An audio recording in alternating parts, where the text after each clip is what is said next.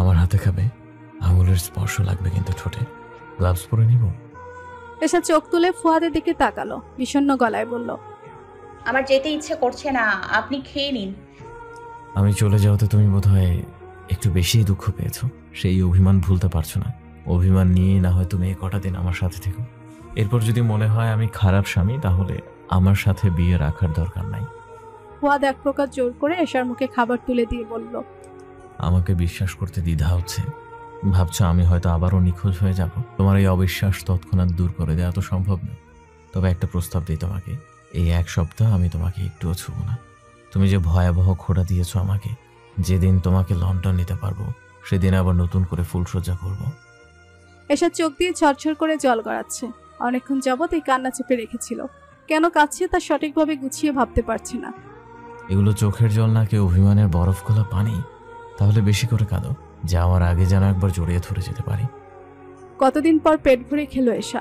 যার সঙ্গে বিয়ে রাখবে না বলে তীব্র অভিমান নিয়ে দুর্বিষহ দিন কাটিয়েছে, তার হাতেই খেলো। মানুষের মন কত বিচিত্র। খাওয়া শেষে চেয়ার ছেড়ে উঠে দাঁড়াতেই গলগল করে বমি করে দিল এশা। সমস্ত বমি পড়ল ফুহাদের গায়ে। ঘটনার আকস্মিকতায় ফুয়াদ বিমূঢ় হয়ে গেল। তুমি কি গলায় আঙুল দিয়ে ইচ্ছে করে আমাকে বমি করলে? এশাকে চূড়ান্ত বিব্রত দেখালো। মুখ চিপে রেখে বলল, না, আমি ইচ্ছে করে করিনি, দুঃখিত। ফুয়াদ দ্রুত বাথরুমের দিকে যেতে যেতে বলল, কোনো ব্যাপার না। তুমি তোমার রাগ অভিমান খুব যেভাবে খুশি ঝাড়ো। আমার শরীরে ছুরি দিয়ে আঘাত করলেও কিছু বলবো না। You are allowed to do everything. Fuad একেবারে গোসল সেরে বের হয়ে দেখলো এসা বিছানার এক কোণে জড়সড় হয়ে শুয়ে আছে। কয়েকবার ডেকে বুঝলো ঘুমিয়ে পড়েছে। যে মেয়ে এখানে আসতেই চায়নি, বাধ্য হয়ে এসে আবার সঙ্গে সঙ্গে চলে যেতে চেয়েছে, ফুয়াদ জবরদস্তি করে ধরে আটকে রাখলো। তা নিয়েও কি রকম প্রতিক্রিয়া করলো। সেই মেয়ে এইটুকু সময়ের মধ্যে কত নিশ্চিন্তে এখানে ঘুমিয়ে পড়েছে। মেয়েদের মন বুঝতে পারে এত কঠিন ব্যাপার। এশার এখানে কোনো জামা কাপড় নেই। ফুয়াদের এখন প্রথম কাজ হলো ওর জন্য জামা কাপড় কিনে আনা। ঘুম থেকে উঠে গোসল করার জন্য জামা কাপড় না পেলে আবার ওর গায়ে বমি করে দিতে পারে। ফুয়াদ বাইরে যাওয়ার জন্য তৈরি হয়ে বলল, এশা বোকা সুন্দরী, মুঘল সম্রাজ্ঞী নূরজাহান, আমি একটু বেরোচ্ছি। এশা ঘুমে তলিয়ে আছে। ফুয়াদ বাসা বাইরে থেকে তালাবদ্ধ করে বেরিয়ে পড়ল। মেয়েদের জামা কাপড় কেনার কোনো অভিজ্ঞতা নেই ফুয়াদের। দোকানদার যা ভালো বলেছে তাই নিয়ে চলে এসেছে। বাসায় ফিরে দেখলো এশা সামনের রুমে বসে আছে। সদ্য বোধহয় ঘুমিয়ে গেছে। একটু কষ্ট করে দেখবেন প্লিজ, আপনার গায়ে ঠিকঠাক হয় কিনা। এই বলে বসতেও পারলো না ফুয়াদ। এর ভিতর কলিং বেল বাজে। এই বাসায় কে আসবে? পলি বেগম এসেছেন। তিনি বাসার ভেতরে ঢুকলেন না, দরজার সামনে দাঁড়িয়েই কোনো ভূমিকা ছাড়া বললেন, কালকে বাসায় যাবে? আমার তেজওয়ালা বউকে ও নিয়ে আসবে। তোমাদের সবার সঙ্গে আমার কথা হয়েছে। তোমার বাপকে গ্রাম থেকে পুলিশ দিয়ে ধরিয়ে এনেছি, তোমাদের জন্য যেন পুলিশ পাঠাতে না হয়। বড় লোকের বিরাট পুলিশি কারবার। তারা ডাকলেই পুলিশি হাজির। এগুলোই কি ভাড়া করা নকল পুলিশ? কি মারাত্মক কাণ্ড! এসে আর চোখে তাকিয়ে থাকে। পলি বেগম দরজার বাইরে থেকেই চলে গেলেন। ফুয়াদ তার কথার কোনো প্রত্যুত্তর করেনি, কিংবা এসব কথার বিপরীতে কি বলা উচিত তা তৎক্ষণাৎ ভেবে পায়নি। দরজায় তালা লাগিয়ে ফুয়াদ এসে চেয়ারে বসলো। দরজা খোলা রাখলে এসে আবার চলে যেতে পারে। কিরকম গুমট চেহারায় বসে আছে, হাবভাব বোঝা মুশকিল। মায়ের প্রতি ফুয়াদের অভিমান রাগ বেশ গভীর। এতটাই গভীর যে লন্ডন যাওয়ার আগে একবার দেখা করার কথাও ভাবেনি, কিংবা কখনো বাড়িতে যাওয়ার কথাও। কিন্তু মা এসে এমনভাবে বলে গেলেন যেন তার সঙ্গে ওর হালকা কথা কাটাকাটি হয়েছে। কিছুক্ষণ নিঃশব্দে বসে রইল ফুয়াদ। এর সাথে এমনিতেই মুখে কুলু পেটে আছে। জামা কাপড়গুলো গায়ে ঠিকঠাক হয় কিনা তাও পরে দেখছে না। মানুষকে এত তোষামত করার স্বভাব ফুয়াদের নেই, কিন্তু মানুষ আর বউ যে এক জিনিস না তা এখন বেশ ভালো করে বুঝতে পারছে। বউ হলো ঘরের সম্রাজ্ঞী। তাদের তোষামত করে মাথায় তুলেই নাচতে হয়। ফুয়াদ নরম গলায় বলার চেষ্টা করলো, এশা লাভলি গার্ল, একটু কষ্ট করে জামাগুলো গায়ে দিয়ে দেখো, ছোট বড় হলে এক্সচেঞ্জ করা যাবে। এসা চেয়ারের উপর হাত পা তুলে হাঁটুতে মুখ গুজে বসে রয়েছে। সামান্য নড়াচড়াও করছে না, মনে হচ্ছে কোনো যন্ত্র। আমার কিন্তু প্রচুর শর্ট টেম্পার। রাগারাগি করলে নিশ্চয়ই তোমার ভাল লাগবে না, কিন্তু তুমি কোনো কথা শুনতে চাচ্ছ না। আমি এখন তোমাকে জামা কাপড় পরিয়ে দেব? তোমাকে স্পর্শ করাও তো আবার নিষেধ। এসে শপিং ব্যাগগুলো হাতে নিয়ে লম্বা লম্বা পা ফেলে রুমের দিকে চলে গেল। এর ভেতর শফিক আহমেদ ফোন করলেন ফুয়াদকে। ও একবার ভাবলো ফোন ধরবে না, পরে আবার কি ভেবে ধরলো। বাবা ওর হয়ে যথেষ্ট কথা বলেছিল, এমনকি বাড়ি ছেড়েও চলে গিয়েছিল। ওর আগের মাথায় তাকে অনেক অপমান করেছে, যদিও যা বলেছে সেসব মিথ্যা না। কিন্তু এই দূরত্বের পর নিজের বলা ক্রুর সত্যিগুলোর জন্য মনের ভেতর কিরকম খচখচ করছে। দূরত্ব এমনই এক জাদু, কত রাগ ক্ষোভ হালকা করে দেয়। শফিক আহমেদ স্নেহ ভরা গলা জিজ্ঞেস করলেন, বাজান কেমন আছো তুমি? আছি কোনো একরকম বাবা, এসে আমাকে পাত্তা দিচ্ছে না। আচ্ছা, তোমাকে নাকি গ্রাম থেকে পুলিশ ধরিয়ে এনেছে, এ কথা কি সত্যি? ডাহা মিথ্যা কথা। তোমার মা এই বাড়ি আমার নামে লিখে দিয়েছে। এরপর গ্রামীকে অনেক অনুরোধ করে কান্নাকাটি করে আমাকে নিয়ে এসেছে। বাড়ি লিখে দিয়েছে বলে আমি এখানে আসিনি। আসলে তোমার মায়ের মানসিক অবস্থা প্রচন্ড খারাপ, তাই এসেছি। ফুয়াদ কিছুক্ষণ থেমে থেকে বলল, ঠিক আছে, তবে খেয়াল রেখো, তার যত্ন নিও। আমাকে এত অনুরোধ করে কান্নাকাটি করে এনে এখন সবার কাছে বলে বেড়াচ্ছে পুলিশ দিয়ে ধরিয়ে এনেছে আমাকে। শফিক আহমেদ আবার বললেন, আচ্ছা শোনো, কাল একবার বাসায় এসো। তোমার মা নিশ্চয়ই গিয়েছিল তোমার ওখানে। আমি জানি তার উপর তোমার অনেক রাগ, কিন্তু সে যাই হোক, কাল অন্তত একবার এসো। আমিও বাড়িতে যাব না, এই ব্যাপারে আর কোনো অনুরোধ করো না। তোমার মা অসুস্থ, তিনি মানসিকভাবে একেবারেই ঠিক নেই। দোয়া করি তিনি সুস্থ হয়ে যাক। তুমি নাকি লন্ডন চলে যাবে, কত বছর বাদে ফিরতে পারো তার কি ঠিক আছে? ফিরে যদি দেখো মা বেঁচে নেই, একটুও কি কষ্ট পাবে না? আমাকে ইমোশনাল ব্ল্যাকমেল করো না। তুমি ইমোশনাল ব্ল্যাকমেল ভাবলে তাই অনেক হলো রাগ যে মায়ের সঙ্গে সম্পর্ক কখনো ছিন্ন হয় না।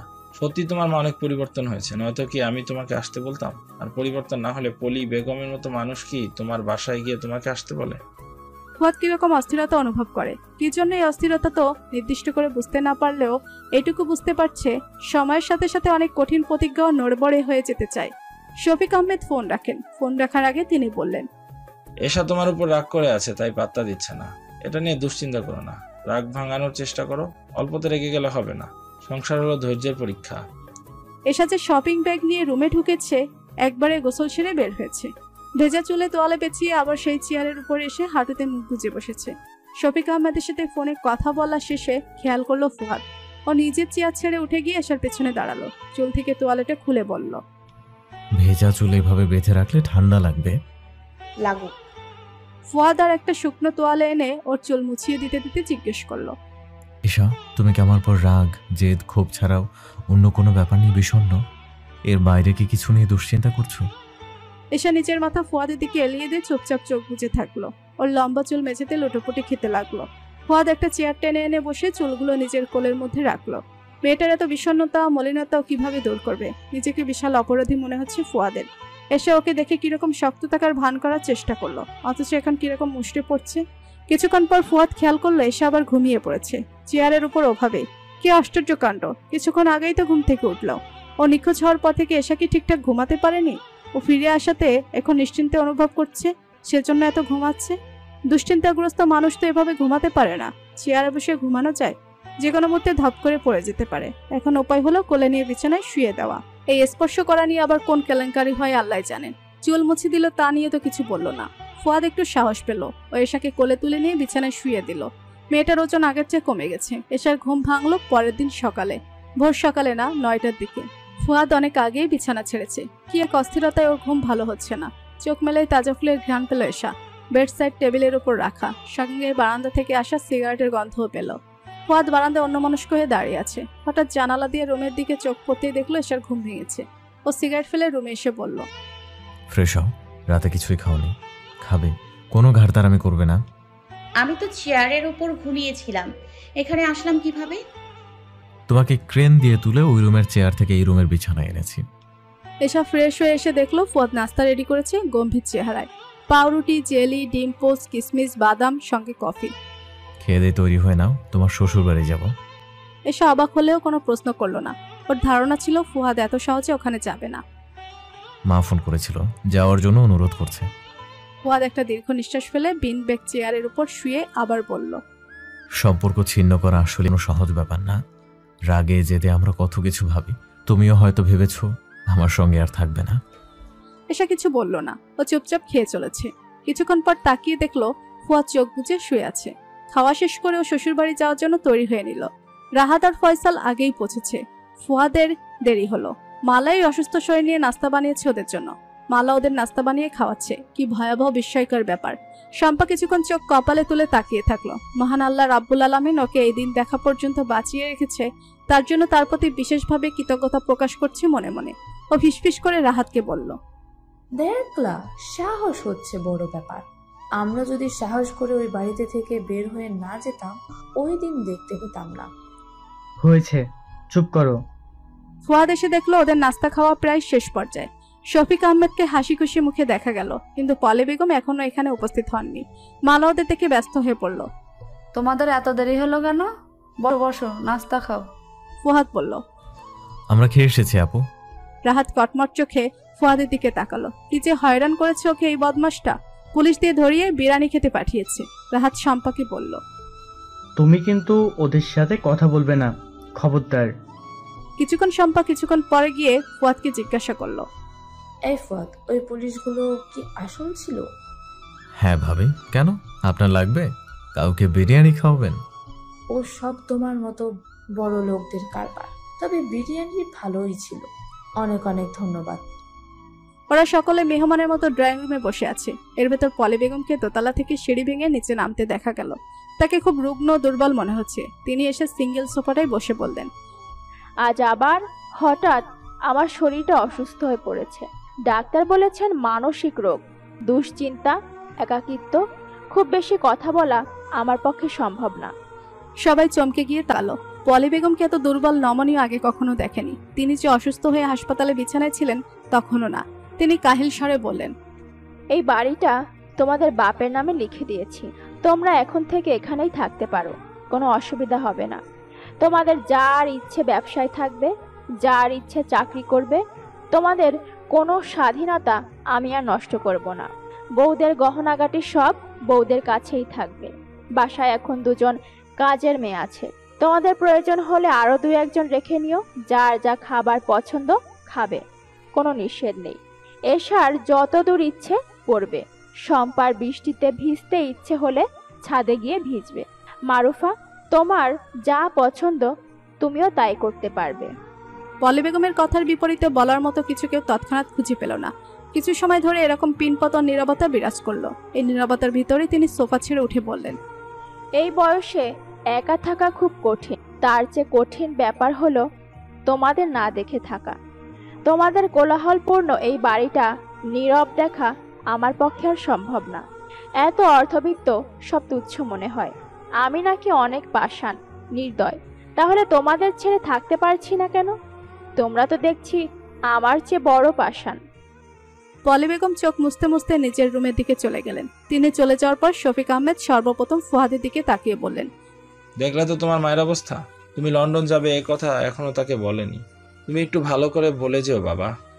ফুয়াদ মাথা নাড়িয়ে হ্যাঁ বলল। শফিক আহমেদ এবার সবার উদ্দেশ্যে প্রশ্ন করলেন, তোমরা থাকবে না এখানে নাকি চলে যাবে? তুমি তো আর মাত্র আছোই কয়টা দিন, এশাকে নিয়ে এখানেই থাকো।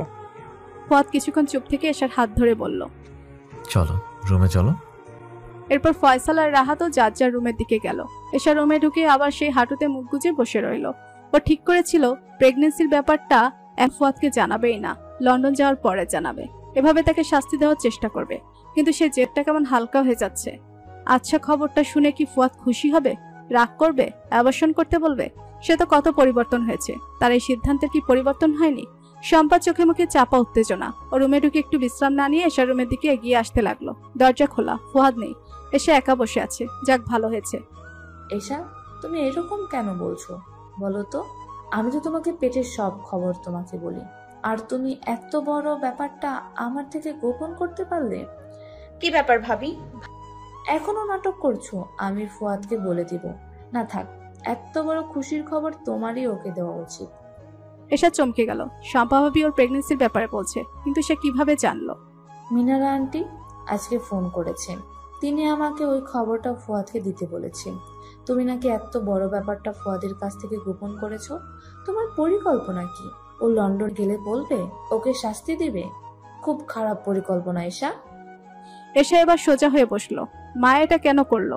ও শম্পার হাত ধরে অনুরোধের গলায় বললেন, ভাবি আপনি ফুয়াদকে বলবেন না প্লিজ। বলার হলে তো এতক্ষণে বলেই দিতাম। এটা তোমারই বলা উচিত। খুব আনন্দের মুহূর্ত। এসা চোখ থেকে এবার ঝরঝর করে জল গড়াতে লাগলো। আরে এশা, তুমি কাঁদছো কেন?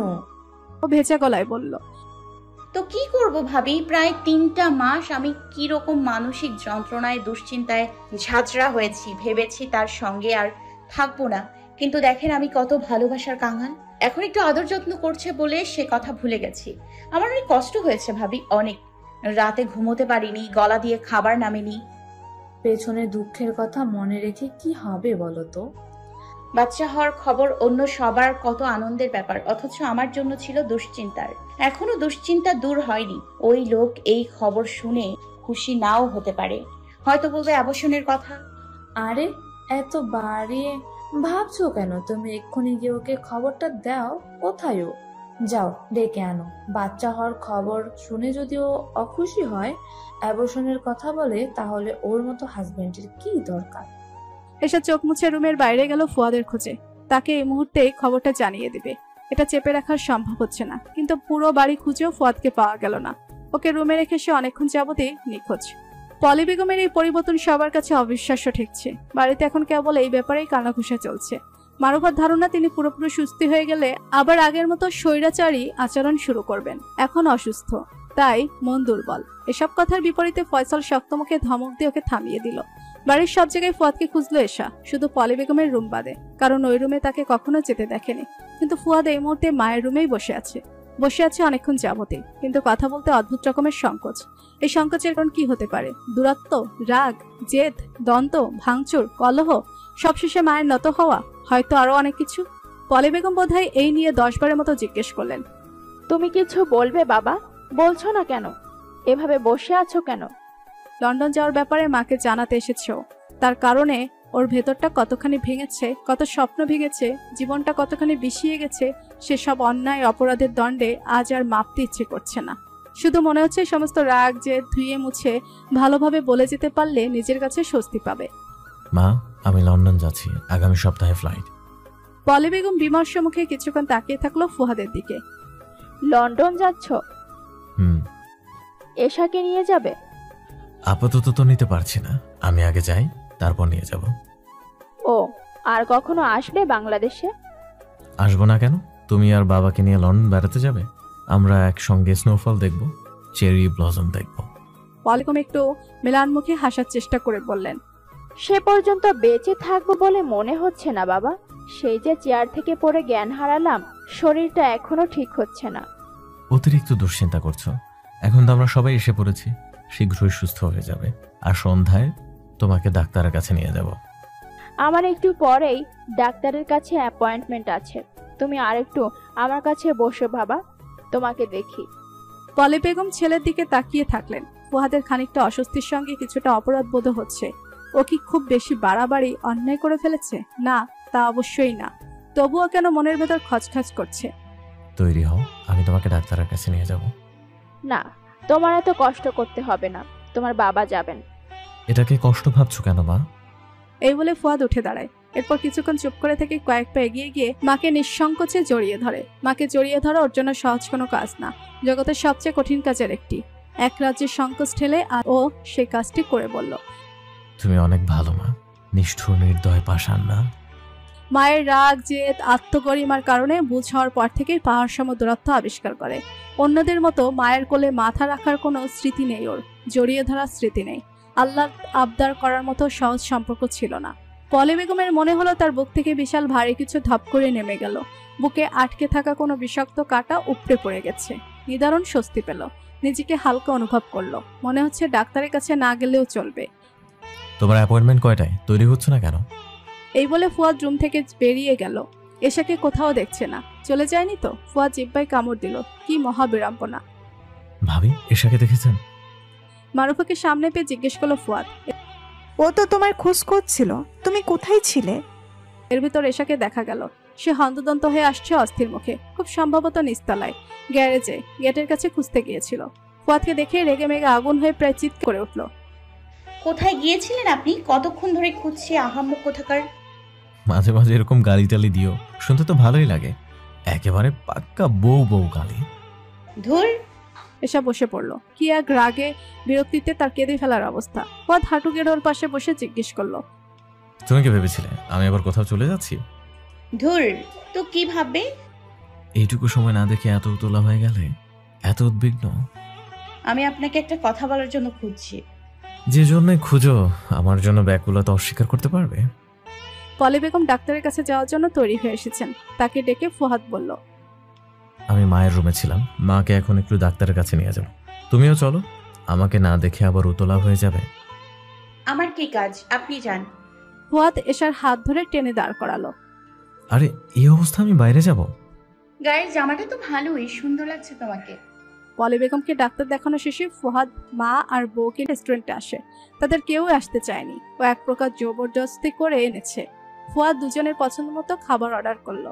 খাবার আসার ফাঁকে এশাকে বলল, যাও মায়ের পাশে গিয়ে বসো, তোমাদের দুজনের একটা ছবি তুলি। এসা বোধহয় শাশুড়ির সঙ্গে অস্বস্তি বোধ করছে।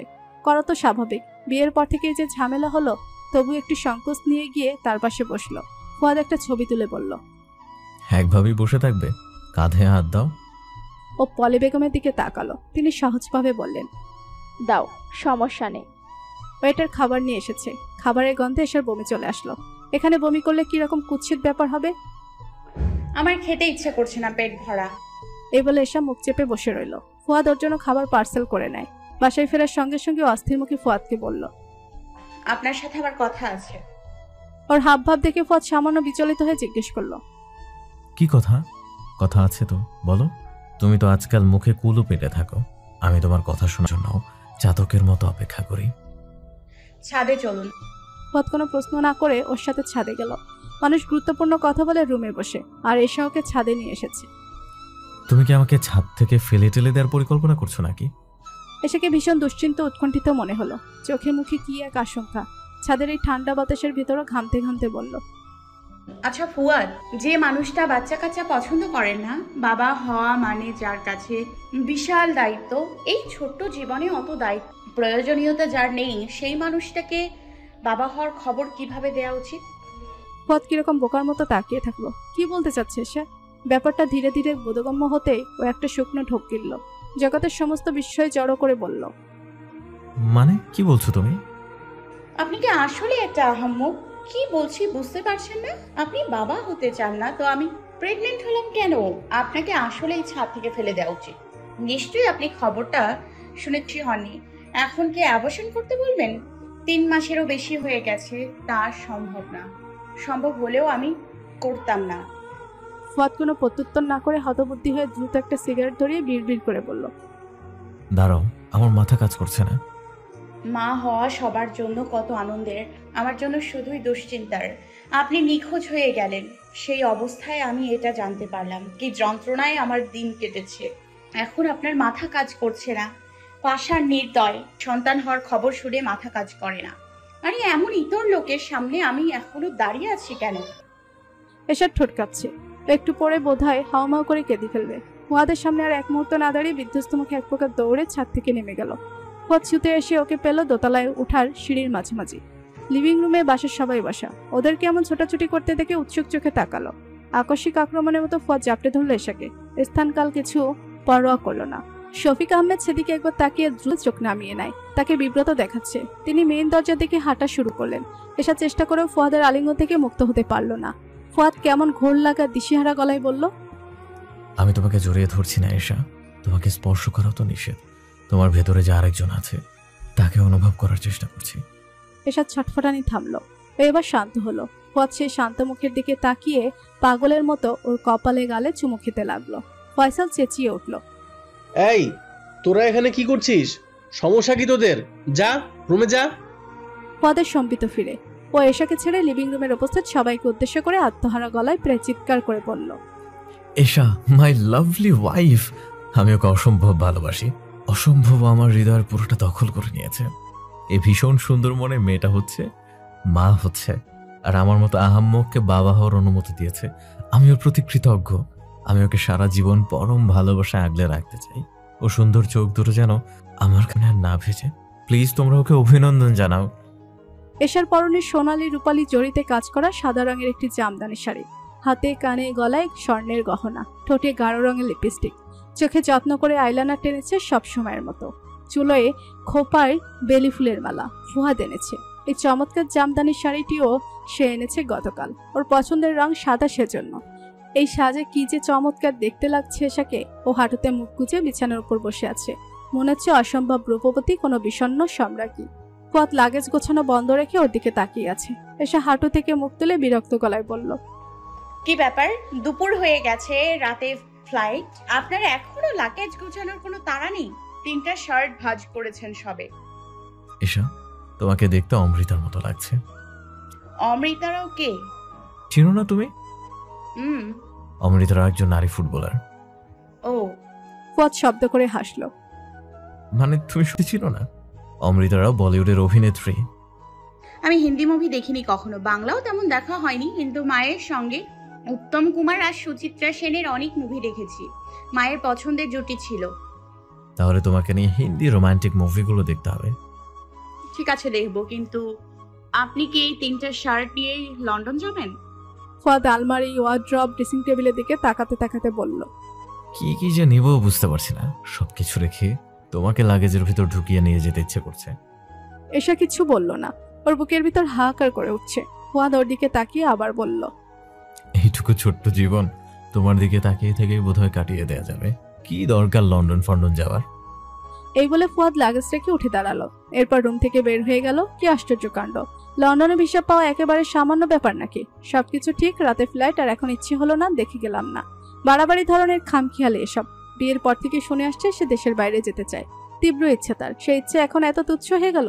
বাচ্চার খবর শোনার পর থেকে সে কেমন গড়িমসি করছে। যে মানুষটা বিয়ের পরই বলেছিল কখনো বাচ্চা কাচ্চা চায় না, সেই মানুষটা বাচ্চা হওয়ার খবরে এতটা খুশি হলো। বাড়াবাড়ি রকমের আত্মহারা হয়ে গেল। কেমন পাগলামি করে বসলো। এখন লন্ডন যাওয়া বাতিল করতে যাচ্ছে। এত আহ্লাদের তো প্রয়োজন নেই এসব। যেটুকু পেয়েছে তাই ওর জন্য রূপকথার মতো। তার এই পাগলামিকে প্রশ্রয় দিতে ইচ্ছে করছে না ওর। ফুয়াদ চলে গেলে ভীষণ কষ্ট হবে, অসুবিধা হবে। সারাক্ষণ বুকের ভেতর হাহাকার করবে। তাকে একটু জড়িয়ে ধরার আকাঙ্ক্ষায় চোখ ভিজে যাবে। তবু ইচ্ছে করছে না। প্রিয় মানুষের স্বপ্ন পূরণের পথে পিছুটান হতে আছে। ফুয়াদ বাসা থেকে বের হয়ে একটা চায়ের দোকানে বসে সিগারেট ফুঁকতে ফুঁকতে চায়ের কাপে চুমুক দিতে লাগলো। পলি বেগম অনেকদিন পর আজ রান্নাঘরে ঢুকেছেন। ফুয়াদ চলে যাবে, ওর পছন্দের কিছু রান্না করবেন। আলু দিয়ে শিং মাছের ঝোল, চিংড়ি মাছের বড়া, নারকেলের পিঠা। তার শরীর খুব একটা সুস্থ না, এটুকু করতেই কষ্ট হয়ে যাবে। বাকি যা রান্না নাজমা সুমি করবে। কিছুক্ষণ পর ফুয়াদ বাসায় ফিরলে পলি বেগম বললেন, যেতে ইচ্ছে না করলে বাদ দাও, বাচ্চা হওয়ার পরে 3জন একসাথে যেও। পলি বেগমের এই পরিবর্তন নিয়ে এখনো সবার মনে শঙ্কা রয়েছে। তিনি পুরোপুরি সেরে উঠলে বোঝা যাবে আসলেই তার মন, চিন্তা ভাবনা সত্যি এতটা পরিবর্তন হয়েছে কিনা। তার ভুল দোষগুলো তিনি সত্যি উপলব্ধি করতে পেরেছেন কিনা। হয়তো সত্যি পেরেছে। হুট করে একাকিত্ব, স্বামী সন্তানদের সাথে দূরত্ব তাকে অনেক কিছু উপলব্ধি করিয়েছে। চোখ খুলে হাসপাতালে বিছানায় কাউকে না দেখার ভয়াবহতা হয়তো তার অহংকার গুড়িয়ে দিয়েছে। ফুয়াদ রুমে এসে এশাকে বলল, যেতে ইচ্ছে করছে না, থেকে যাই। এসে ইস্পাতের মতো কঠিন মুখে বলল, আমি কোনো নরম লিকলি মেয়ে না ফুয়াদ, যথেষ্ট শক্ত মেয়ে আমি। এই বাসায় অসুবিধা হলে মায়ের কাছে চলে যাব, আমার কোনো সমস্যা হবে না। আমি একভাবেই ভয় পাচ্ছি না। আপনি দয়া করে আর এই কথা বলবেন না, তাহলে আমি কিন্তু আপনাকে আবার আহামক বলবো। তুমি হঠাৎ করে এত নির্দয় পাষাণ হয়ে গেলে কিভাবে ঈশা? আপনি লন্ডন যাওয়ার জন্য লাগেজ গোছাবেন নাকি আমি মায়ের বাসায় যাওয়ার জন্য লাগেজ গোছাবো? এশার এই ভয়াবহ রাগের মুখে না পড়লেও কীর্তিতায় লন্ডন যাওয়া বাতিল করে দিতে পারত। কিন্তু ফুয়াদ এই মুহূর্তে আবিষ্কার করলো ও এই মেয়েটাকে কেমন ভয় পাচ্ছে। ফুয়াদ অত্যন্ত গম্ভীর মুখে লাগেজ গোছাতে লাগলো।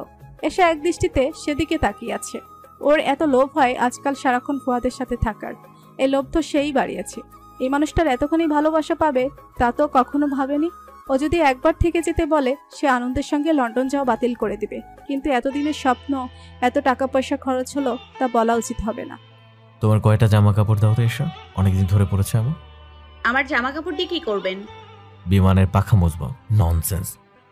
এসব বকার মতো তাকিয়ে থাকলো। তোমার গায়ের ঘ্রাণ আমার ভালো লাগে ঈশা। ব্যাপারটা বুঝতে পেরে ও কয়েক পা এগিয়ে গিয়ে ফুয়াদের বুকের সাথে হেলান দিয়ে দাঁড়ালো।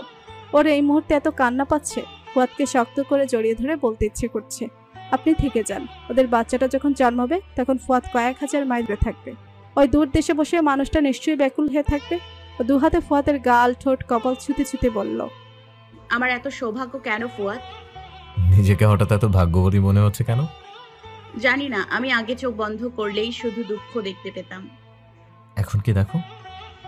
আমার স্মৃতি থেকে সারা জীবনের সমস্ত দুঃখ যন্ত্রণা মুছে গেছে। 7 দিনে? হুম। এত পাগল মেয়ে তুমি ঈশা। সামান্য এটুকু ভালোবাসায় তোমার জীবনের সমস্ত দুঃখ ও যন্ত্রণা মুছে গেছে। আমি যে আরো ভয়াবহভাবে ভালোবাসতে জানি। এশার চোখ থেকে ঝরঝর করে জল গড়াতে লাগলো। ও কান্নারত মুখে ফুয়াদের ঠোঁটে লম্বা চুমু খায়। দীর্ঘ চুমু শেষেও ঘোর লাগা চোখে তাকিয়ে বলল, ফুয়াদ আমাকে জড়িয়ে ধরে রাখবেন অনেকক্ষণ, 2-4-5 ঘন্টা। ফুয়াদ ওর চোখের দিকে জলটুকু যত্ন করে মুছে বুকের ভেতর জড়িয়ে ধরে রাখে। মাথায় হাত বুলিয়ে দেয়। 2 হাতে ওর মুখটা উঁচু করে তাকিয়ে থাকে। খুঁটিয়ে খুঁটিয়ে দেখে ওর বুসিয়ে যাওয়া ত্যক্ত বিরক্ত জীবনটা কতখানি মায়ায় জড়িয়ে গেল। বিস্মিত মনে ভাবে। গেটের সামনে গাড়ি এসে থেমেছে। শফিক আহমেদ তাড়া দিয়ে বললেন, তাড়াতাড়ি বের হও, জ্যামে পড়লে কিন্তু দেরি হয়ে যাবে। পলি বেগম আবারও ফুয়াদকে বলল, এখন যেতে ইচ্ছে না করলে পরে যেও, টাকার কথা ভেবো না, আমি দিব। ফুয়াদের বিপত্তি এক জায়গায় হয়েছে, এসের সঙ্গেই পেরে উঠছে না। অথচ সে কান্নাকাটি করে চেহারা লাল করে ফেলেছে। কিন্তু ফুয়াদ যাবে না বললেই চোখ মুখ শক্ত করে এমনভাবে তাকায়, ওই চাহনিতে ফুয়াদ সত্যি সত্যি বোধহয় ঘাবড়ে যায়। মিনারা বেগম এসেছেন কিছুক্ষণ হলো। তিনি আর কখনো এই বাসায় আসবেন না বলে মন স্থির করেছিল। কিন্তু মেয়ের জামাই দেশ ছাড়ছে, না আসলে তাকে এমন দেখায়। এসা মায়ের কাছে বিমার সম্মুখে বসে আছে। রাহাত আর ফয়সাল ব্যাগ লাগেজ সব নিয়ে গাড়ি ভরতে লাগলো। যারা যারা বিমানবন্দরে যাবে সবাই তৈরি হলো। কাঁদতে কাঁদতে এসার হিসকি উঠে গেল। ফুয়াদের সাদা সাটো চোখের পানি আইলাইনার লিপস্টিক দিয়ে নষ্ট করে দিল। গাড়ি বিমানবন্দরে থামার পর ফুয়াদ গাড়ি থেকে নেমে ফয়সালকে বলল, ভাইয়া আমি একটু আসছি, 2 মিনিট। 2 মিনিটের জায়গায় 10 মিনিট হয়েছে। ফুয়াদ এখন আসেনি, ফোনও ধরছে না। প্রায় আধ ঘন্টা পর সে ফয়সালকে ফোন দিয়ে বলল, তোরা বাসায় চলে যাও, আমার লন্ডন যেতে ইচ্ছে করছে না। এই মুহূর্তে আমি লন্ডন যাওয়ার জন্য মানসিকভাবে অপ্রস্তুত।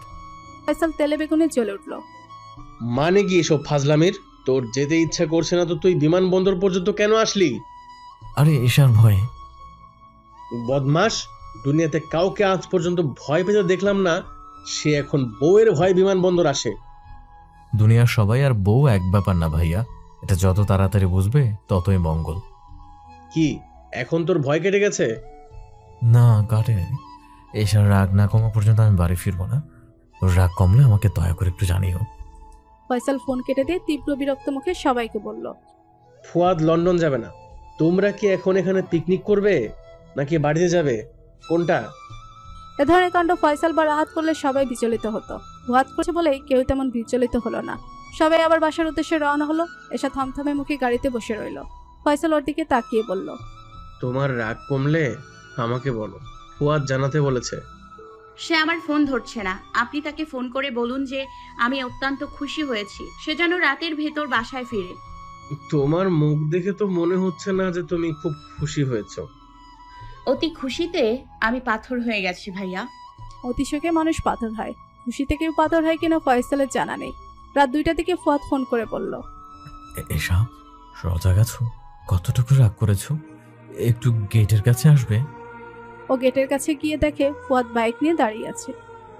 নদীর পাড়ে জ্যোৎস্না দেখতে যাবে? এসা মনে মনে বলল, আপনি যদি বলেন আমি আগুনেও ঝাঁপ দিতে রাজি। কিন্তু মুখে কিছু না বলে চুপচাপ বাইকে চেপে বসলো। বাইক থামার পর আশেপাশে তাকিয়ে এসার মনে হলো এই জায়গায় ও এর আগে আরো একবার এসেছিল। ওই যে বিয়ের পর একদিন রাতে ফুয়াদ ওকে নিয়ে এসেছিল জ্যোৎস্না দেখাতে। এখানে বসেই তো সে বলেছিল, তোমার সঙ্গে এই সম্পর্কটা কত দূর যাবে জানি না, কিন্তু তুমি কি ব্যাপারটা সহজভাবে নিতে পারছো? তুমি কখনো মা হতে পারবে না। এখানে দাঁড়িয়েই ও ফুয়াদকে জড়িয়ে ধরে ছলছল চোখে ব্যাকুল স্বরে বলেছিল, ফুয়াদ আমার ভালো থাকতে ইচ্ছে করে, আপনাকে ভালোবাসতে ইচ্ছে করে। ফুয়াদ বাইক থেকে নেমে নদীর পাড়ে কিছুক্ষণ দাঁড়িয়ে থেকে বলল, জীবনটা কত অদ্ভুত এসা। অনেক। জীবনে বাচ্চা কাচ্চা না চাওয়া মানুষটা সেই বাচ্চা হবার খবর শুনে লন্ডন গেল না। ফুয়াদ হাসলো, বলল, পরিবারটা আমার কাছে একটা প্রচন্ড বিরক্তিকর একটা জায়গা ছিল। এতটাই বিরক্তিকর ছিল যে আমি আলাদা বাসা পর্যন্ত রাখলাম। পরিবার মানে আমার কাছে মানসিক যন্ত্রণা ছিল, এক ধরনের ট্রমা ছিল। আমি বহুদূর চলে যেতে চাইতাম, একাকী নির্জন জীবন চাইতাম। ঠিক করলাম বিয়ে করলেও কখনো বাচ্চা দিয়ে পরিবার তৈরি করবো না। ফুয়াদ একটু থেমে বলল, 3 মাস একাকী থেকে অনেক কিছু উপলব্ধি হলো। একা থেকে কোনো আনন্দ পেলাম না। মনে হলো একা থাকার চেয়ে বিরক্তিকর একটা পরিবারও থাকা ভালো। তখনই মনস্থির করলাম তোমার সঙ্গে সংসার করব, আর বাচ্চা কাচ্চারও দরকার। পরিবারটা আমার কাছে এখন আর বিরক্তিকর জায়গা না, ভালো লাগে, শান্তি পাই। সারা জীবন পর পাওয়া এই শান্তি ছেড়ে লন্ডন যাওয়াটা শান্তি মনে হচ্ছিল না, শাস্তি মনে হচ্ছিল। ফুয়াদ বসে, এসেও তার পাশে ঘনিষ্ঠ হয়ে বসে কাঁধে মুখ রাখে। আপনার এত বড় স্বপ্ন নষ্ট করলেন? ফুয়াদ ওর মুখের দিকে অনেকক্ষণ তাকিয়ে থেকে বলল, তোমাদের কাছে এই স্বপ্ন একেবারেই তুচ্ছ এসা। তোমাদের শব্দটা এশার বুকের মধ্যে কি এক অনুভূতি জাগালো। বাচ্চা হওয়ার ব্যাপারটা এখন না হলে আমি লন্ডন যেতাম, কিন্তু এই খবরটা শোনার পর থেকেই কেবল একটা ব্যাপারই মনে হচ্ছে, তোমার পাশে থাকা দরকার। এখন লন্ডন যাওয়াটা একেবারে সত্যি আহাম্মকের কাজ হবে। আর আমার সন্তান জন্মের পর আমার ভিডিও কলে দেখতে ইচ্ছে করেনি, কাঁথায় মুড়িয়ে সবার প্রথমে কোলে নিতে ইচ্ছে করেছে। সন্তানের প্রতি অনুভূতি হচ্ছে অনেক তীব্র। এসা কিছু বলতে পারলো না। ওর গলার কাছে অতি আবেগে, আনন্দে, খুশিতে কিছুটা দলা পাকিয়ে আছে যেন। ওর কেঁদে ফেলতে ইচ্ছে করছে। তোমার হাজবেন্ড একজন সফটওয়্যার ইঞ্জিনিয়ার। চিন্তা করো না, বাংলাদেশে ভালো চাকরি করতে পারবে। বাবু হোক, তারপর না হয় তিনজন একসাথে লন্ডন গেলাম। তুমি কি অনেকখানি রাগ করেছো? আর একটা সাদা জামদানি কিনে দিলে রাগ যাবে? কিংবা গরুর মাংস দিয়ে এক প্লেট ভাত খাওয়ালে? আমি এখন পৃথিবীর সবচেয়ে সুখী মেয়ে ফুয়াদ। মনের ভেতর আনন্দ রাখার জায়গা হচ্ছে না, রাগ রাখবো কোথায়? চাঁদের উজ্জ্বল আলোতে ফুয়াদ তাকিয়ে দেখলো এশার চোখ বেয়ে পানি পড়ছে। ও সে অশ্রুজল মুছিয়ে দিতেই এশা ওকে শক্ত করে জড়িয়ে ধরল।